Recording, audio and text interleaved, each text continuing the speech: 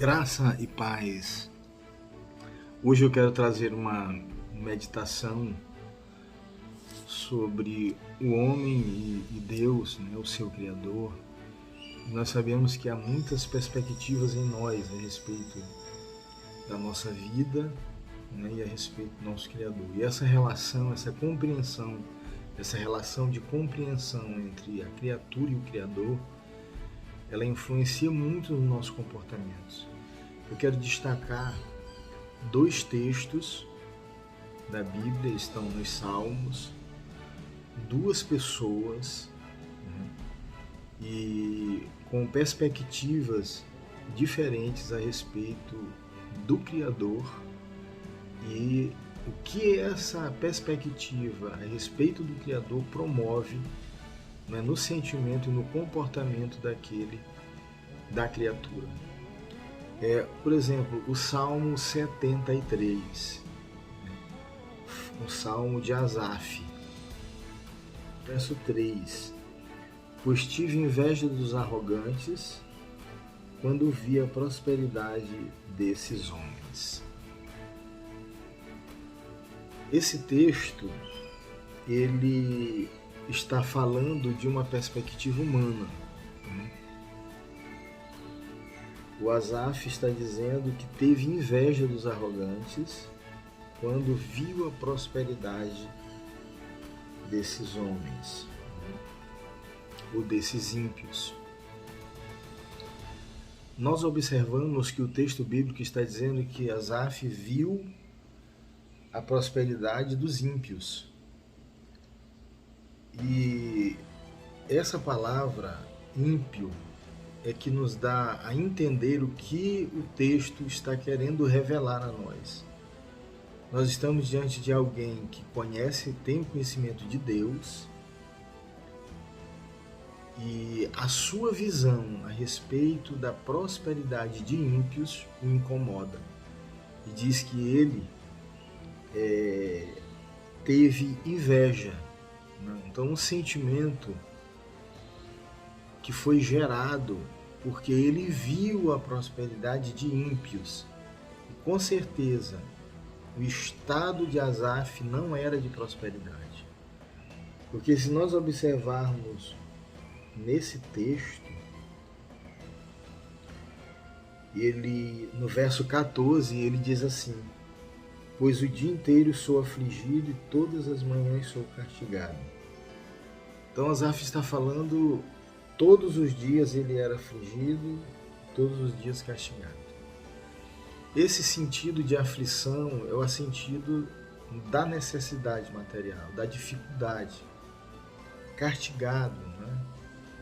No sentido realmente de viver uma necessidade sem socorro, sem ser socorrido. É como se ele estivesse vivendo sob a condenação de algo. E qual era, na verdade, como era a vida de Asaf? Ele diz no texto: Certamente foi-me inútil manter puro o coração e lavar as mãos na inocência. Asaf, ele tinha uma vida reta, uma vida de obediência, porém, ele estava vivendo dificuldades. Quando ele viu os ímpios, os que não viviam como ele estava vivendo, no sentido de obediência ao seu Criador, prosperarem, aquilo o incomodou. E ele teve o sentimento de inveja no seu coração, que é pecado. Ele queria estar no lugar deles. Então, queridos, essa é uma perspectiva de um homem que está vivendo uma perspectiva humana, uma perspectiva natural. Asaf aqui, ele sai de uma perspectiva espiritual. Ele sai da perspectiva do conhecimento de Deus e vem para uma perspectiva humana, né, da necessidade humana, daquilo que ele precisa, e ele vai linkar a necessidade dele, humana, né, na verdade, com a justiça própria. Ele vai dizer, ele vai olhar e vai dizer, foi inútil guardar as minhas mãos, manter puro o meu coração e lavar as minhas mãos na inocência. Manter as mãos na inocência. Então ele vai diante da necessidade que ele está vivendo, e ele diz que não é justo ele viver passando necessidade sendo justo, porém os ímpios estavam prosperando. Então a inveja nasce do seu coração. Ele dá lugar para a murmuração, para a reclamação, né? E ele não entende aqui uma coisa. Ele ficou cego de uma coisa, que prosperidade financeira, bens materiais são transitórios. E quando no decorrer do Salmo a gente vai vendo, né, aqui vai se abrir uma cortina. A verdade que a gente precisa entender, levar o texto bíblico, a partir do verso 18, ele diz assim: certamente os põe em terreno escorregadio e os fazes cair na ruína, como são destruídos de repente, completamente tomados de pavor. São como um sonho que se vai quando acordamos, quando te levantares, Senhor, tu os farás desaparecer. Esse texto bíblico está falando de escorregadio, terreno escorregadio, cair em ruína, destruição repentina, pavor, sonho, né? Algo também que é repentino, porque o sono ele se vai quando a gente acorda, e desaparecer, o Senhor os fará desaparecer. Aqui nós já estamos vendo Deus falando de uma perspectiva de juízo. Então, o que aguarda a humanidade é o juízo de Deus. E quando as pessoas estão vivendo apoiadas no sucesso financeiro, né, na vida material palpável, de grandeza, na verdade, essa pessoa está apoiando a sua vida num terreno escorregadio.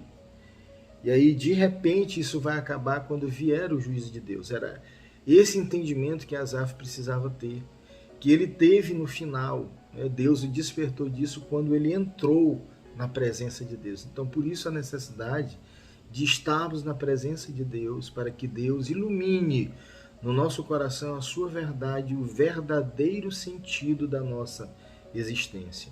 A nossa existência, a nossa vida, a nossa alegria, ela não deve estar apoiada naquilo que é transitório. Né? O texto bíblico aqui, ele diz no verso 16, quando tentei entender tudo isso, achei muito difícil para mim. É muito difícil para nós entendermos um justo, um homem bom, um homem de Deus passar por necessidades, ser afligido enquanto o ímpio prospera. É muito difícil. E como foi difícil para Asaf, também é difícil para nós. Mas aí ele vai dizer o seguinte, no verso 17, ele diz, até que entrei no santuário de Deus e então compreendi o destino dos ímpios. Olha aí, aqui Deus vai dizer, porque Asaf queria logo o castigo dos ímpios. Por que Deus não fazia logo juízo contra eles, não os castigava, não tirava aquilo que lhe dava prazer, mesmo que momentâneo, mas era justo isso. Asaf achava, Asaf cobrava essa justiça que muitas vezes nós estamos cobrando de Deus.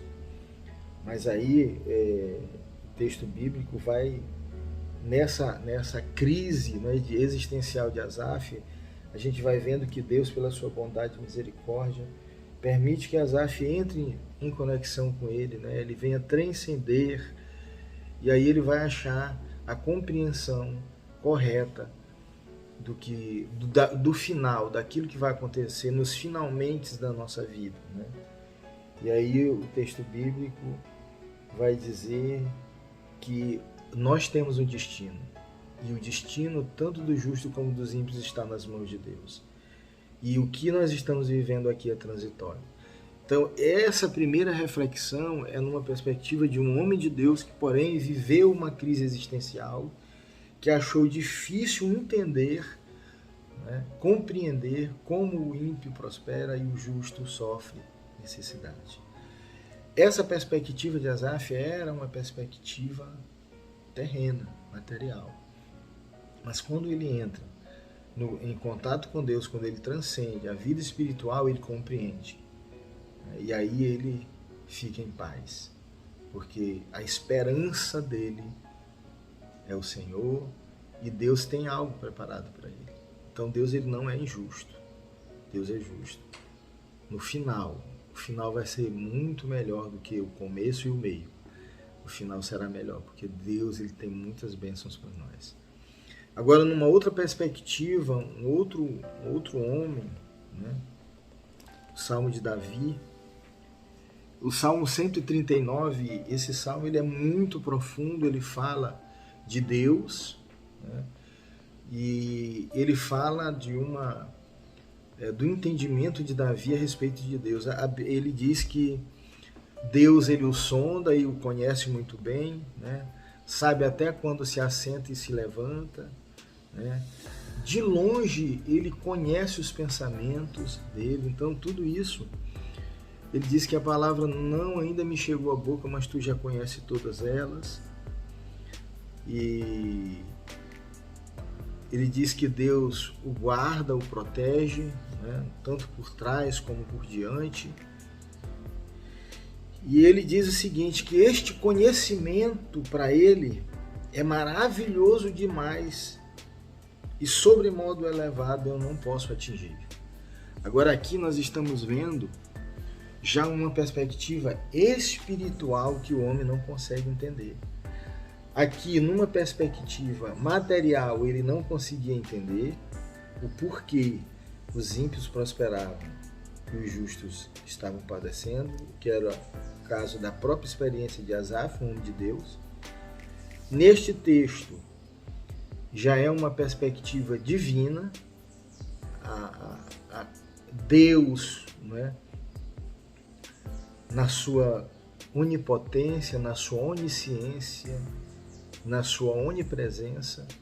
Isto já, para Davi, era um conhecimento profundo demais que ele não podia alcançar, ele não podia entender. Nós vemos duas perspectivas. Ele diz que os pensamentos, ele quer para que Deus prove os seus pensamentos. Tal conhecimento é maravilhoso demais para mim, sobremodo elevado, não posso atingir. Queridos, é nessa perspectiva de dois homens de Deus que eu quero deixar essa palavra para você. Nós somos homens falíveis, nós somos simples mortais, nós somos criaturas. E por isso nós vivemos em uma constante. Então nós vimos duas perspectivas, dois homens, um vivendo a perspectiva material, né? O outro vivendo a perspectiva espiritual. E Davi vendo os atributos de Deus, onipresença, onipotência e onisciência. Compreendendo isto, o homem se submete a Deus, vive em paz, tranquilamente, porque conhece um Deus que tem o controle de tudo em suas mãos.